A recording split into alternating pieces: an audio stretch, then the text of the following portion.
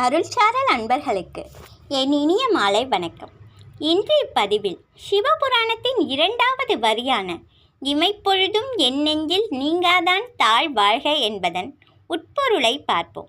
கண்ணிமைக்கும் நொடிப்பொழுதும் கூட என் நெஞ்சகத்தை விட்டு நீங்காத இறைவனது மேன்மையான திருவடிகள் வாழ்க என இவ்வரியில் நம் இறைவனை வாழ்த்தி வணங்குகிறார் மணிவாசகர். நம் இறைவனால் செய்ய முடியாத செயல் என்று எதுவும் இல்லை என்பதை உணர்த்துவதற்காகவே அவர் ஒரு முறை மாணிக்க வாசகரை காக்கும் பொருட்டு காட்டில் உள்ள நரிகளையெல்லாம் பரிகளாக்கினார். இருப்பினும் நம் ஈசனால் செய்யவே முடியாத செயல் என்றும் ஒன்று இருக்கத்தான் செய்கிறது. அது அவரை நெஞ்சகத்தில் நினைந்து உருகும் அடியார்களை விட்டு நொடி பொழுது கூட அகலவோ விலகி நிற்கவோ அவரால் முடியாது. ஒரு முறை ஒரு மனிதன் தன் வாழ்நாள் முடிந்து